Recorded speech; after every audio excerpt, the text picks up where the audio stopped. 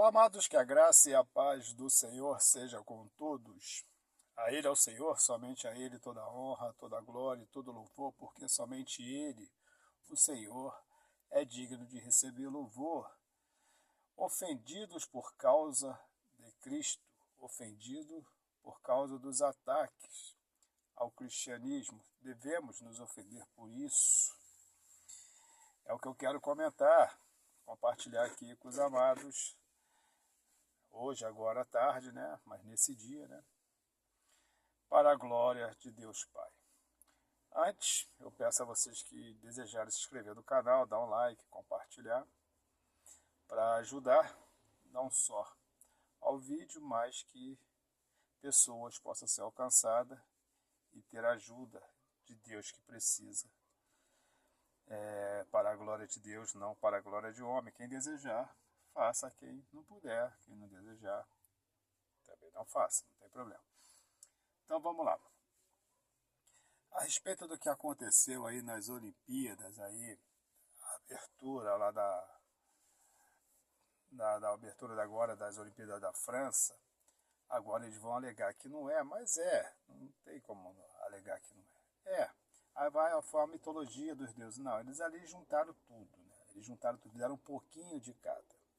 Eles pegaram tudo que se tem, assim, uma postagem histórica, que estão a uma mesa, né?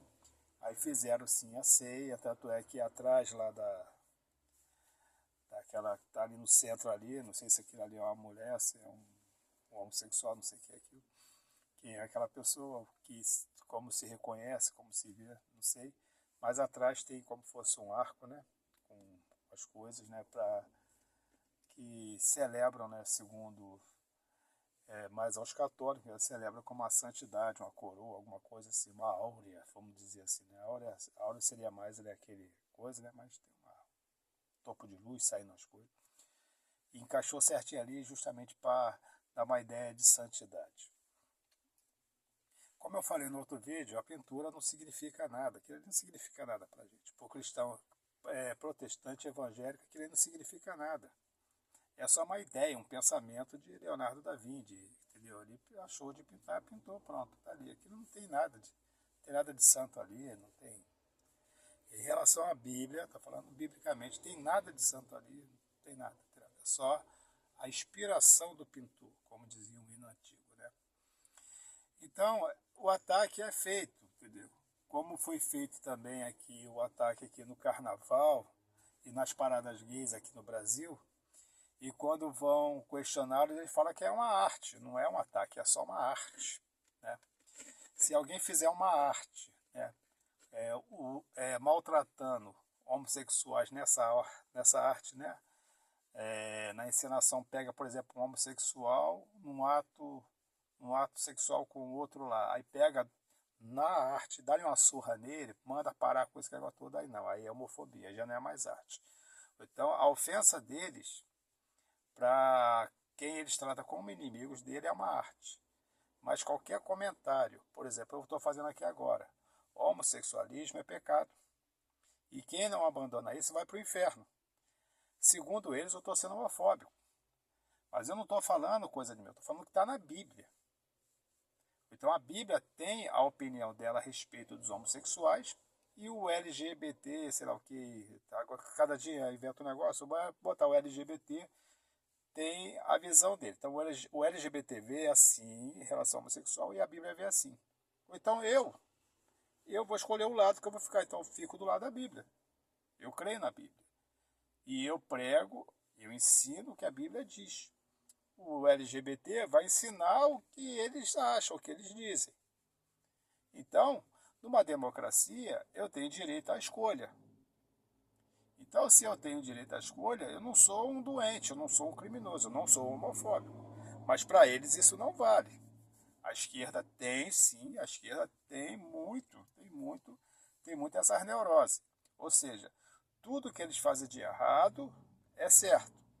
E tudo que nós fazemos, ou seja, de quem é contra eles, quem é contra a posição deles, por exemplo, a Bíblia é contra a posição deles, e nós cristãos somos a favor da Bíblia, então nós somos contra ele, então somos inimigos dele. Então tudo que nós fizermos está errado. Não importa o que você faça. Se você alimentar uma criança faminta, eles vão interpretar que está errado e acabou. Porque é inimigo deles.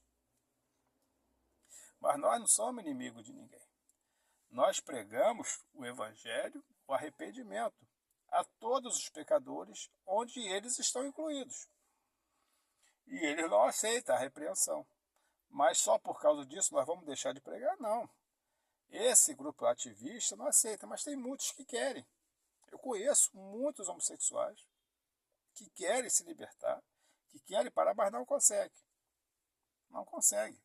E tem outros que conseguem, vive transtorno, porque, vamos supor, o cara é homem, ele não gosta de mulher, e vive numa situação difícil. Vive numa situação difícil. Mas aí, a gente fala assim, mas tem que ver na situação difícil? Não, a Bíblia diz que quem quiser seguir a Cristo tem que tomar a sua cruz. Então, isso é um fato claro de que essa cruz que nós estamos tomando, ela é a rejeição ao pecado, ou seja, deixar o pecado, e o pecado vai nos agredir por causa disso. Então, essa é a cruz que Cristo está falando. Então, o alcoólatra tem que deixar o alcoolismo. Vai ser fácil para ele? Ele vai sentir falta? Então, vai ser uma luta. O adúltero tem que deixar o adultério. O camarada lá que trai a mulher tem que abandonar isso. O camarada que é viciado, a pessoa que é viciada em sexo, e sai fazendo sexo à torta e à direita, tem que largar isso. Tem que largar isso. Então é assim que as coisas acontecem. E o homossexual tem que largar o homossexualismo. Como o idólatra tem que largar os ídolos. Essa é a cruz da qual Cristo fala, que temos que deixar. Mas aí nós temos que nos sentir ofendidos por causa disso. Isso magoa, essa mágoa que nós sentimos, ela é justa? Não, nós não devemos nos magoar por causa disso. Há um sentimento sim, é uma tristeza, porque as pessoas rejeitam, a gente sabe, nós conhecemos o que é o Evangelho, nós sabemos o que é o Evangelho. E quando nós pregamos, nós não queremos que ele sofra como a gente sofre, que nós não sofremos. Nós somos livres. Livre. O escravo, quando se torna liberto, ele não pode sofrer, ele está livre. Então nós éramos escravos do pecado, agora estamos livres, então nós não sofremos. Então nós, quando pregamos o Evangelho, nós não pregamos somente porque é um mandamento de Cristo, mas temos que pregar também por amor, ou seja, aquilo que nós recebemos de bom, nós desejamos que outras pessoas também tenham. Não importa quem elas sejam, mas tem pessoas que se sentem ofendidas. Ou então, para a pessoa se sentir ofendida, aí eu também, então, para não ofender mais ninguém, eu vou parar de... Não vamos, nós vamos pregar às pessoas que querem. As pessoas que querem. Então, esses ataques aí, isso aí foi uma coisa simples, mas o que aconteceu, por exemplo, aqui no Carnaval do ano, acho que retrasado, poxa, aquilo ali é uma ofensa clara, e eles vão falar que é uma arte, aí mostra lá o diabo, né, maltratando o suposto Jesus deles lá e vencendo Jesus sem força nenhuma para reagir contra o diabo, ou seja, o diabo é mais forte, né? É a mensagem que ele estava mostrando lá. E aquilo ali, aí a pessoa se sente ofendida, não tem que se sentir ofendida. Quando a pessoa ataca o Evangelho, é uma demonstração de rejeição, ou seja, ela não quer. Ela não quer. Ela só não quer. Como ela vai demonstrar nos seus atos, por exemplo, nessa suposta arte, ela vai demonstrar que ela não quer e ela vai mostrar que ela despreza o que oferece a ela, que é o Evangelho. E ela vai mostrar que o que ela tem é muito melhor. É muito melhor. Como os homossexuais fizeram lá, eu vou falar, não, a ceia de vocês, ela não tem valor para a gente. O que vale para a gente é a nossa prática homossexual. Como fizeram no Carnaval, ele fala assim, não, o que Jesus oferece para a gente não presta, está derrotado, para a gente é fraco, não serve. O que presta é o que o diabo oferece. Porque ali eles estão mostrando claramente o que o diabo oferece. Então, para atacar, para demonstrar, eu vou falar, não, a proposta do diabo é melhor para a gente. Ou seja, então o diabo para a gente venceu Jesus, é isso que eles estão dizendo. Aí isso tem que nos ofender por causa dessa rejeição. Olha o que diz lá em 1 Samuel 8,7. Quando Samuel fica triste, porque o povo rejeitou a Deus. Aí ele fala assim, não, não fica triste não, porque eles não estão rejeitando a ti, eles estão rejeitando a mim. Então não se importa, deixa, é comigo. Apenas continue o seu ministério, apenas continue a fazer o que eu lhe ensino, o que eu lhe ordeno, mas o resto é comigo, não se preocupe com eles. Ou então a nossa preocupação como cristão evangélico, ela não pode ser outra a não ser continuarmos. Quando Jesus manda que nós saímos para pregar o evangelho, e ele vai dizer isso bem claro quando os apóstolos saem para fazer, né, uma saída evangelística, ele ordena e ele fica enquanto eles vão, e ele vai dar toda a orientação. Aquele que receber vocês, vocês abençoem, entendeu? Entra na casa dele, abençoa tudo, mas quem não receber, olha o que ele fala, você limpa os pés diante dele como testemunho, vocês não quiseram, ou seja, vocês rejeitaram. Agora é comigo, é com Cristo. Porque os que rejeitam a Cristo hão de enfrentá-lo no juízo final. E os que o aceitam, que os recebem, hão de receber a sua recompensa. Então nós não devemos nos sentir ofendidos com esse tipo de coisa. Isso acontece o tempo todo. E isso não é para desanimar. Não é para nos fortalecer. Por que é para nos fortalecer? Porque está se cumprindo justamente o que Cristo disse. Porque se toda a mensagem que nós pregássemos, mesmo as pessoas rejeitando, mesmo elas respeitassem, e elas dizendo assim, não, vocês estão certos, nós estamos errados, mas nós não conseguimos deixar o erro, daquela maneira bem fofa de negar, a Bíblia seria mentira. A Bíblia diz que nós seríamos agredidos, nós seríamos perseguidos. E essa é uma perseguição ideológica, não é uma perseguição física. Nesse momento, enquanto nós aqui, por exemplo, aqui é Brasil, né, tem muita gente sentindo ofendido por causa disso, muita gente nos países muçulmanos, nos países anticristãos, estão perdendo as suas vidas. Mulheres estão sendo estupradas nesse momento por causa do Evangelho.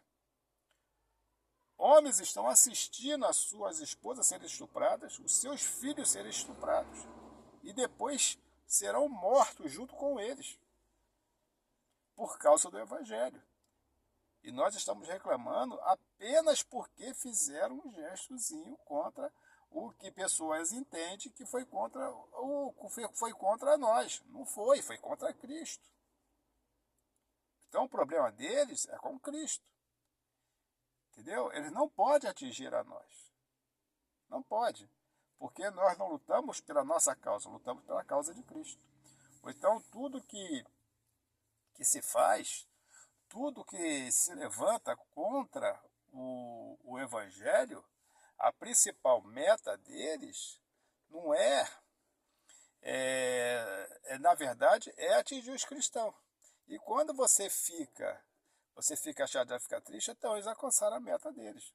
Mas não se importa, é com Cristo. Porque a pessoa parece estar com pena de, não, Jesus tem tudo sob controle.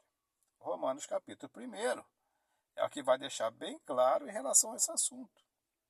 Ou seja, todos que fazem essas coisas, está lá, Romanos capítulo 1, lá no finalzinho, no último versículo. Romanos capítulo 1, último versículo. Todos que fazem essas coisas são dignos de morte. Mas quem é que mata eles? Nós não. Está falando de morte eterna. Está falando de inferno e de lago de fogo. Fala assim, todos que praticam essas coisas são dignos de morte. E Paulo, as cartas ao Romano, lá nesse versículo, vai dizer assim, não somente os que praticam, mas também os que apoiam. Ou seja, hoje tem muito cristão, muitas igrejas, dizendo que essas pessoas, se tiverem fé, vai ser salva. Não vai ser salvo. Só é salvo o pecador que abandona o pecado, que deixa o pecado. A Bíblia diz que aquele que se arrepende, que deixa o pecado, alcança a misericórdia. Mas como a pessoa pode alcançar a misericórdia se ela continua no pecado? Pecado e santidade de Deus nunca vai se misturar. Não tem como. Esquece isso. Então o cristão tem que saber bem claro, porque tem muitas pessoas hoje, crentes, e os filhos são homossexuais. E eles falam que Deus está cuidando dele. Não está, gente. Isso é uma neurose. Esquece isso. Esquece isso. Se o seu filho morrer na homossexualidade, ele vai para o inferno, acabou. Se o seu filho morrer nas drogas, ele vai para o inferno. Porque você não é dono do seu filho. Ele é dono do nariz dele. É ele que escolhe o caminho dele. É ele que escolhe o caminho dele. Mas a pessoa diz, mas é aquele que diz que se ensinar o filho no caminho que deve andar, jamais desviará dele. Isso é outro assunto. Isso é outro assunto. Se ele se desviou do caminho, a criança nasceu, já os pais no evangelho, e ele se tornou velho, se desviou do caminho, só tem duas opções. Ou essa criança não foi instruída realmente no caminho do Senhor, não foi instruída realmente no caminho do Senhor, é a primeira opção. Ou a Bíblia está errada. Qual seria a opção certa na sua opinião? Na minha, com certeza. Essa pessoa não foi instruída corretamente no caminho do Senhor. Se ela se desviou, ou então a Bíblia está errada. Ou então, no meu ver, no ver de qualquer pessoa que tem uma coerência, que tem um raciocínio lógico, essa criança não foi instruída corretamente no caminho do Senhor. Assim é hoje, o homossexualismo, aquele negócio todo. Eu vejo aqui, por exemplo, quando casais se convertem, aí tem filho adolescente, ou os filhos se tornam adolescentes, geralmente estão todos indo, a maioria, né? A maioria, vamos dizer assim, a maioria absoluta, estão indo tudo para o homossexualismo, para as drogas, para as bebidas, para as baladas, para as seitas. Né? Hoje, o que está crescendo de adolescentes e jovens indo, por exemplo, para o candomblé, para o espiritismo, é gigante. Em relação a botar assim, há 10 anos atrás, a botar 6, 7 anos atrás, é grande, é aberrante o que está acontecendo. E é tudo um protesto porque os pais se converteram. É isso que está acontecendo. Agora, meu filho nasceu na igreja, foi apresentado, papai está na situação. Então você não instruiu ele no caminho certo. Ou a Bíblia está errada. Essa é a minha opinião. Agora, se ofender por causa do que fazem contra o Evangelho, poxa, não tem que se ofender. Entendeu? É oração, não tem que amaldiçoar ninguém. Entendeu? Deus está no controle, é Deus que sabe todas as coisas. Não quer o Evangelho, vamos partir para outro. Fica insistindo com a pessoa ser crente. Não deixa ela lá, tu já pregou? Não quis, parte para outra. Tem pessoas sedentas querendo ouvir o Evangelho e você fica perdendo tempo. Fica perdendo tempo com uma pessoa só. É assim que é o Evangelho. Não quis, parte para outra. Paulo foi querer pregar para os judeus não quiseram, falou, eu vou para os gentios. Pronto, acabou, é assim que se faz. Então, se tinha ofendido, não. Não, eles não estão rejeitando você. Eles estão rejeitando a Cristo. Você aceitou a Cristo. E você foi levar a Cristo a eles. Então, ele rejeitou quem? Você? Não, ele rejeitou o Cristo que você aceitou. Então, não se importe com isso. Continue firme. Não se entristeça, alegra-se. Porque essas coisas acontecendo está realmente confirmando o que a Bíblia diz o tempo todo. As coisas estão se confirmando cada vez mais. E isso vai aumentar e muito. Vai aumentar e muito.